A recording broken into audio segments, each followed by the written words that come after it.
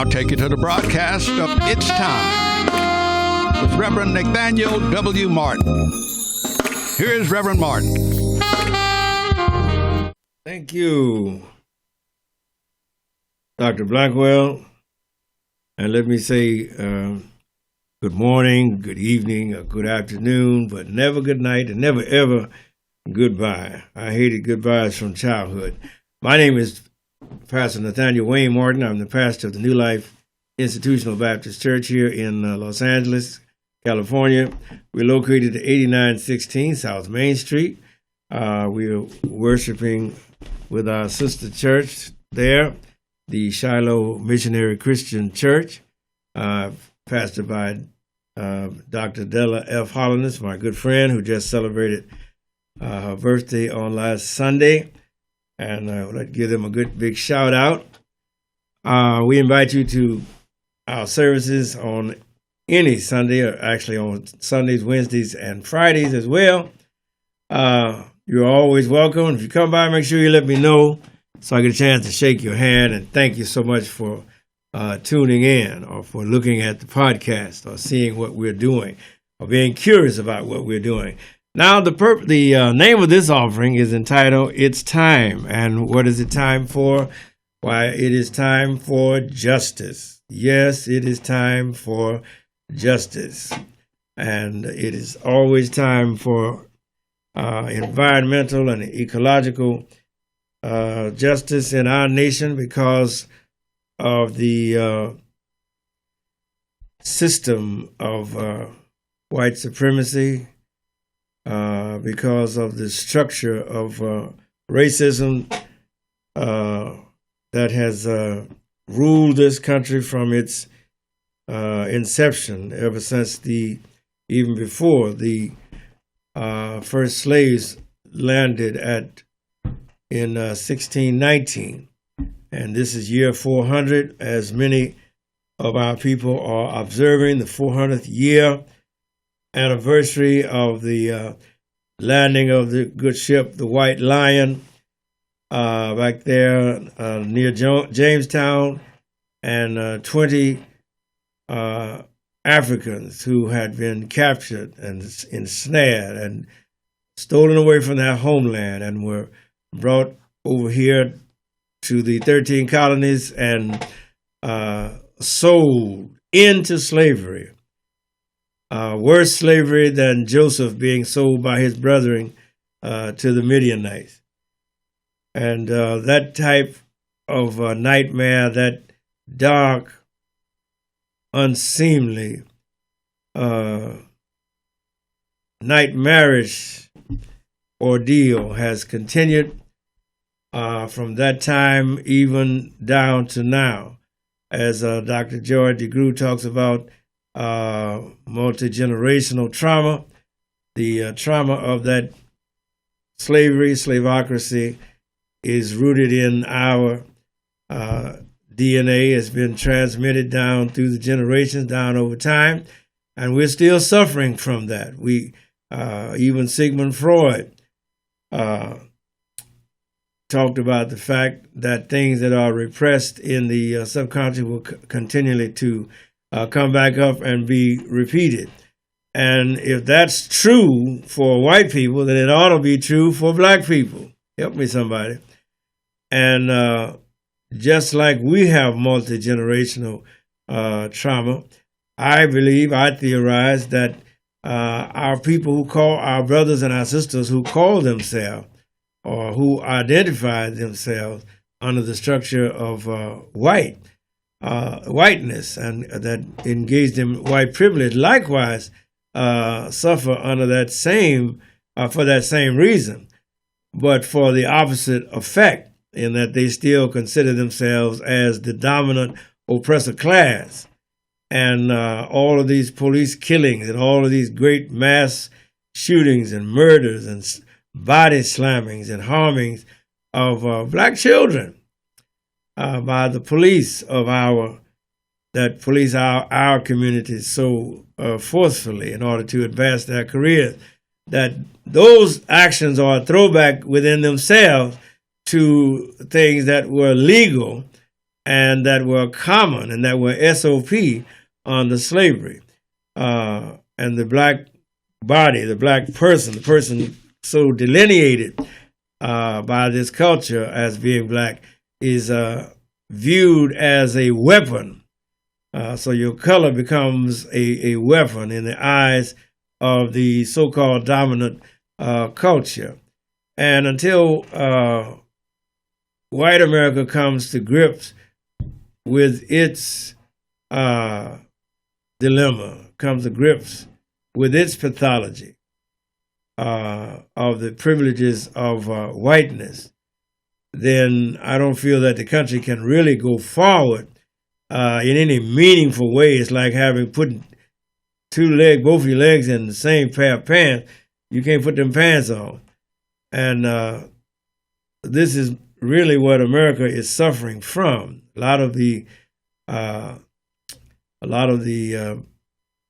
throwbacks, a lot of the drama and trauma that we see over and over, re-rehearsing and rehashing itself in our news broadcasts that is happening in the streets and of our cities and in our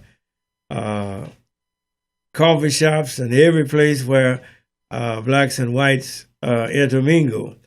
Sometimes we find these microaggressions get out of hand.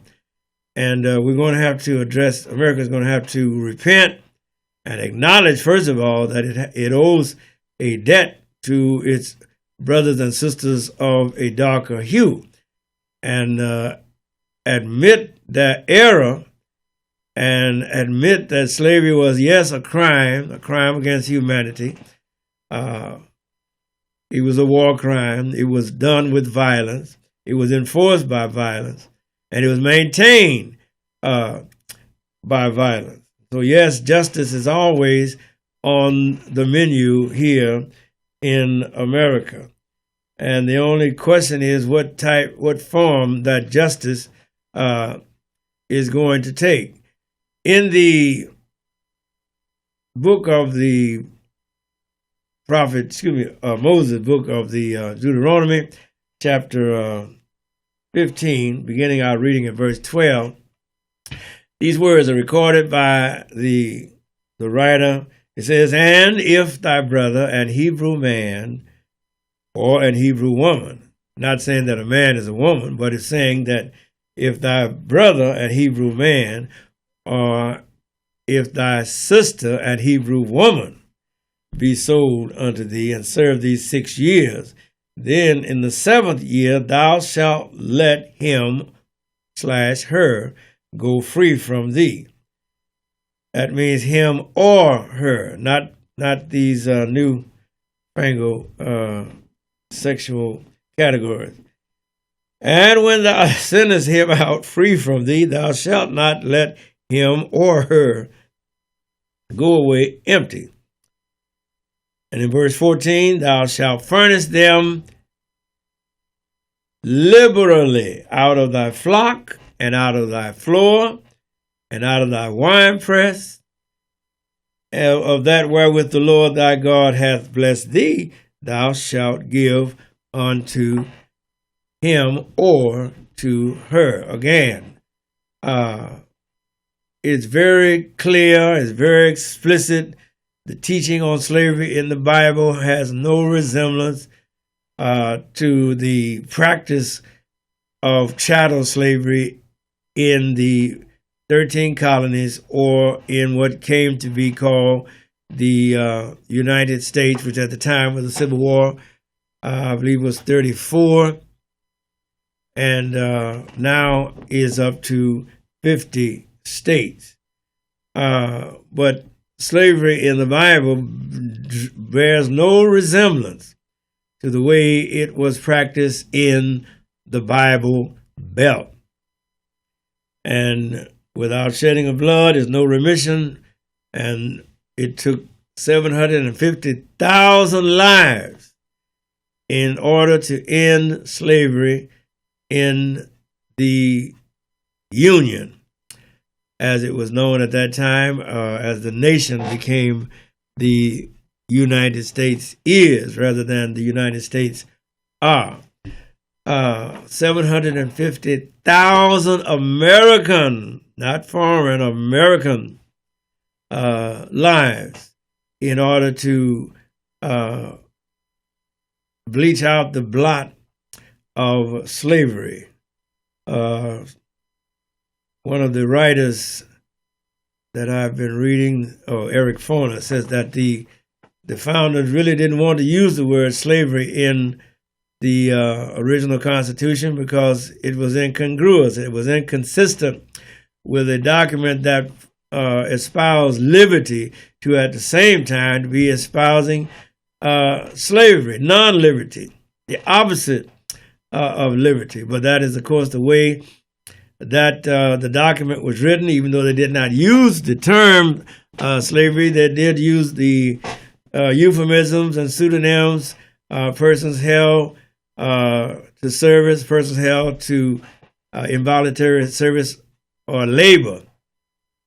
And it went on so far as to protect slavery by guaranteeing that every 5 slaves that you had, well, 3 of those would be full people, and the other 2 would be you don't know what they are.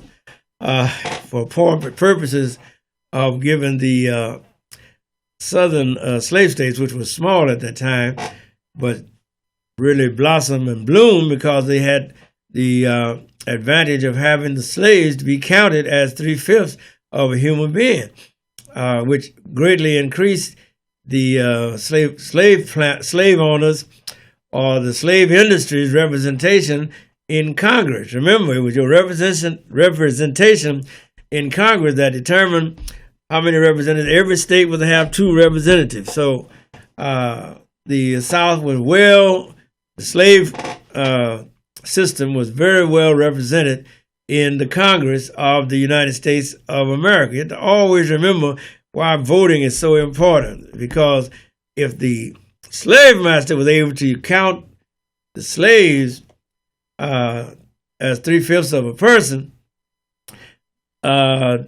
then quite naturally, the more slaves that they had, the more representation they had in the Congress. And that same rule holds true to today. We still have the Electoral College, which is a holdover from slavery.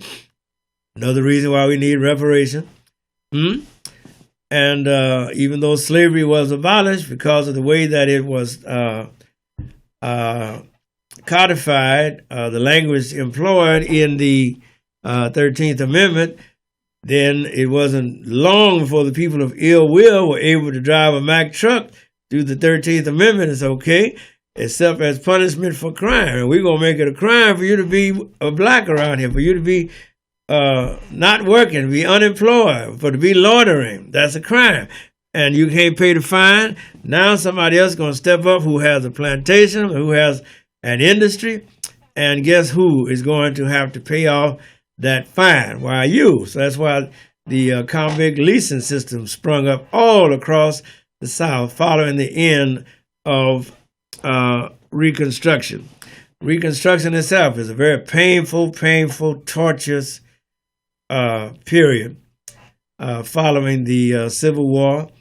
And even more painful is the fact, as Ta-Nehisi Coates quotes Congressman Thomas Miller, the black congressperson who was being ejected from the Congress of the United States, as he painfully testified,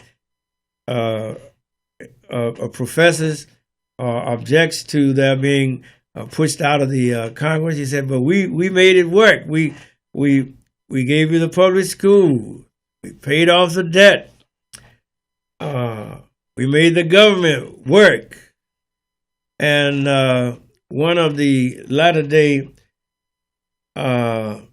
journalists has sadly recorded that it was not the fact that the so-called white people were afraid that the so-called black people would fail in government. No, it was quite the contrary. They don't hate you because you fail. They hate you because you succeed. And I think more of us will have to acknowledge and come to grips with that reality, with that fact, because of the fact that it is the truth. They don't hate you because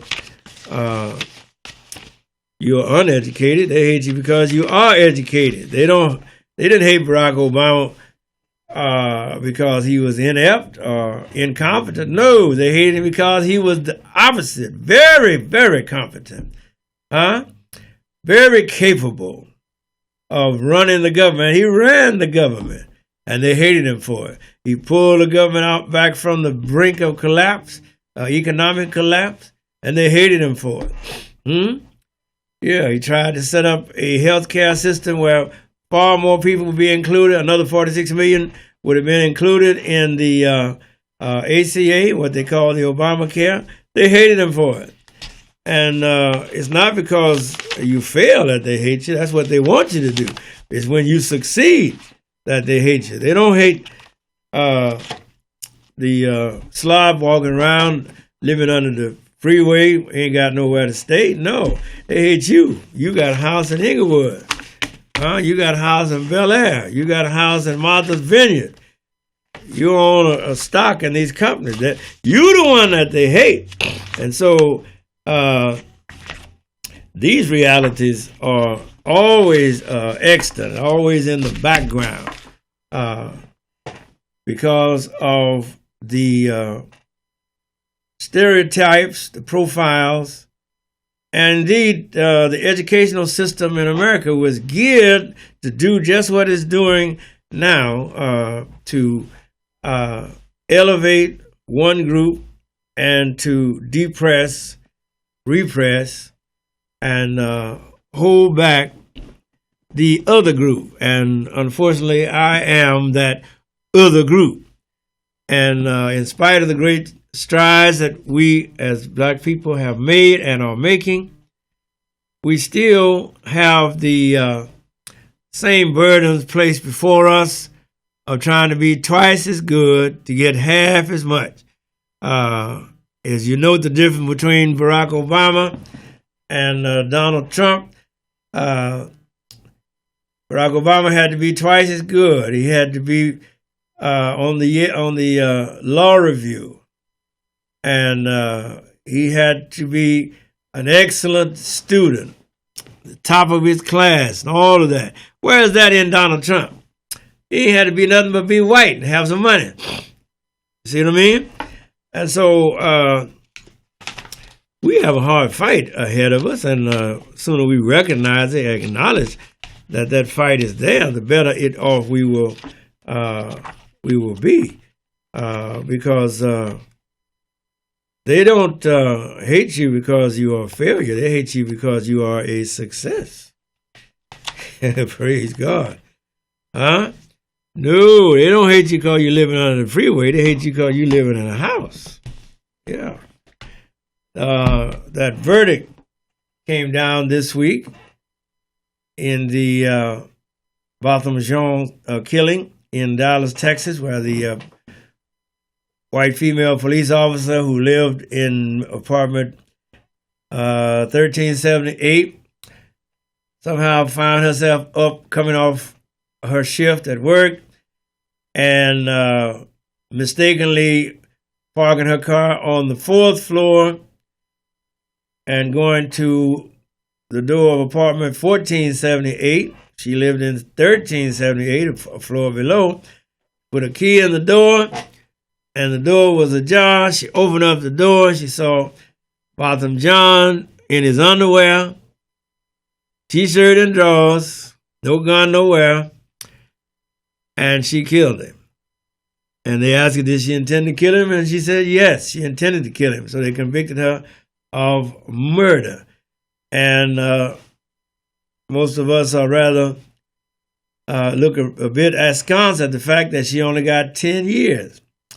Instead of what the prosecution was asking, which was a minimum of 28 years.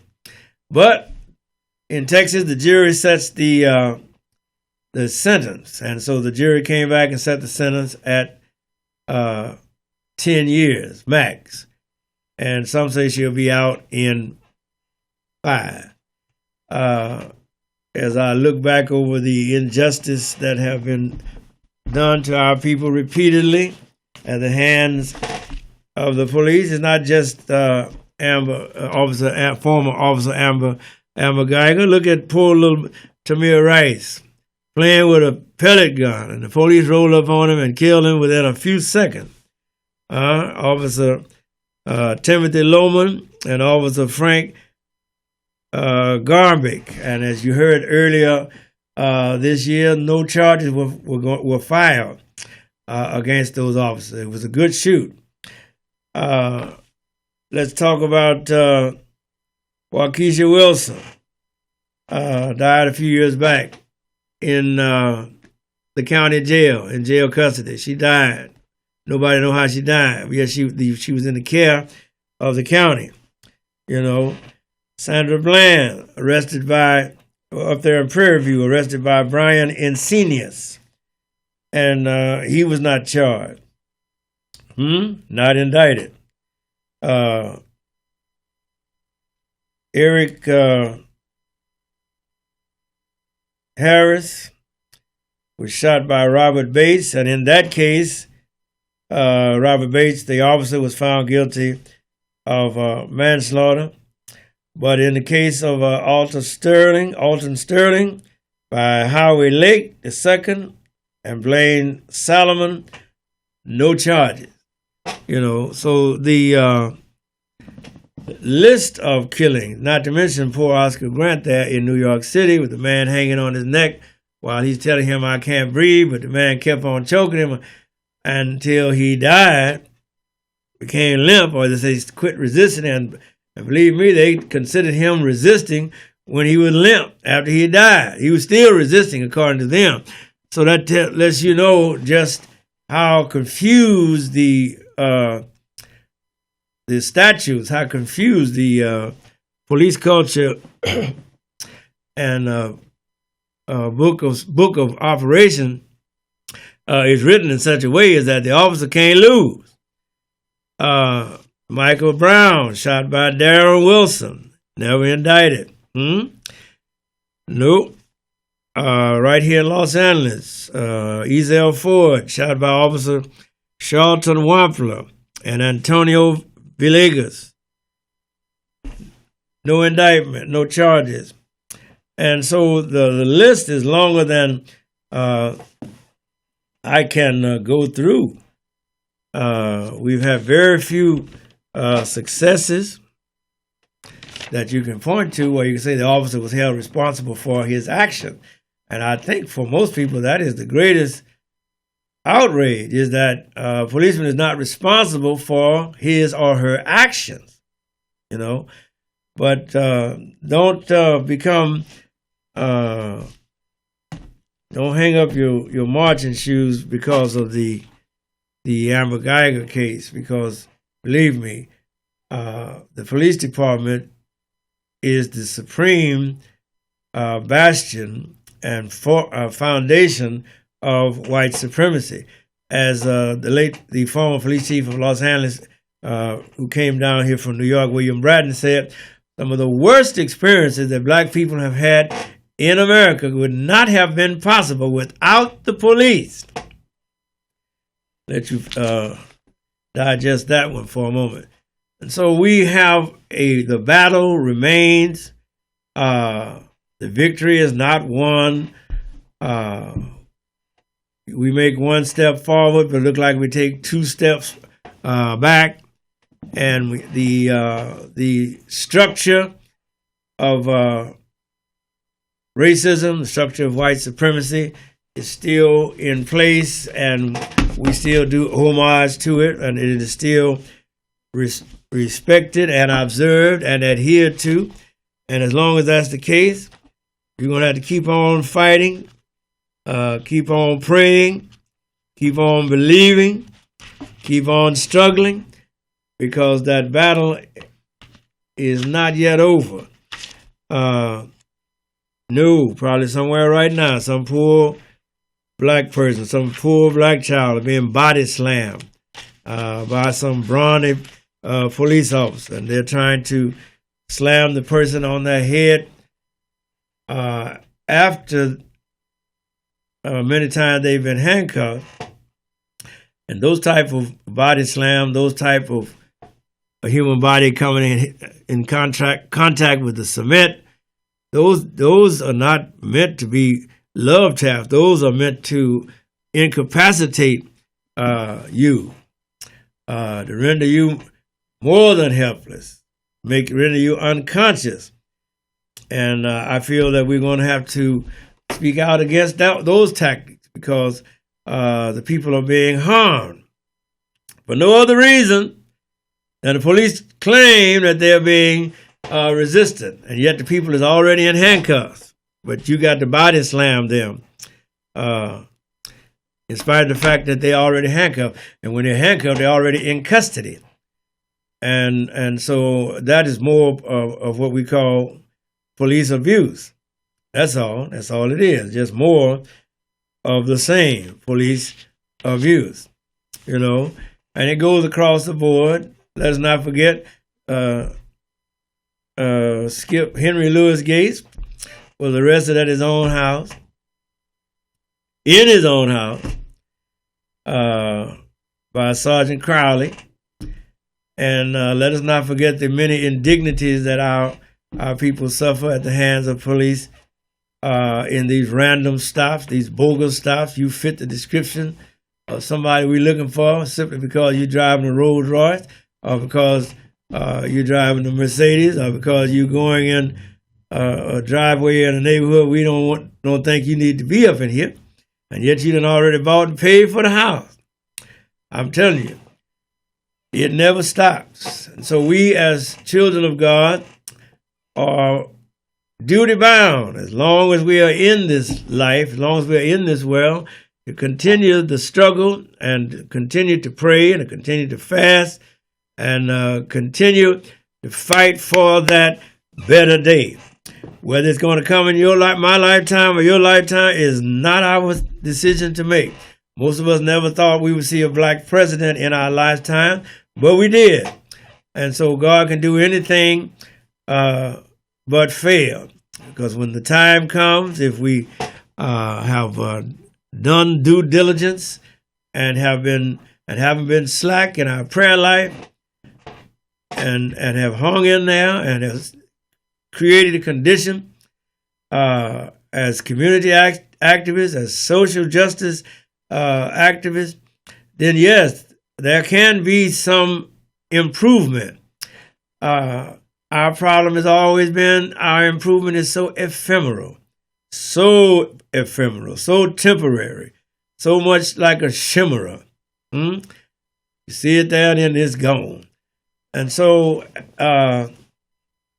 we, as the people who are called so-called black, are being forced to go into our own businesses, start our own businesses. I was told about a young man who started off, with a felony, and he just started off paying people's addresses on their curbs. And tell them, we'll paint the curb tomorrow. You can give me $20 or $25 or nothing if you feel like it. And he began to make $100 a day, and he kept on doing that. And then he was able to start selling candy on the Metro Rail line to the people who rode the bus early in the morning, or rode the Metro Rail to work early in the morning. And he'd go from Los Angeles to Long Beach. He'd stop off in Linwood and recoup his stock. And then finally he bought him 2 buses. He started shuffling people back and forth on those turnaround trips from Los Angeles to Las Vegas and to the other casinos. So it's possible. All of us, most of us, are going to have to begin to depend on our own abilities, our own skills, fulfill our dream. Because, as I say often and continuously, you see the state of the job market. If they want you on the job, they want to pay you bare minimum. And they want you to work so long before you get permanent. And as I say always, so I say again, my brothers and my sisters, if they don't want to pay you, don't work for them. God bless you. Thank you, Doc.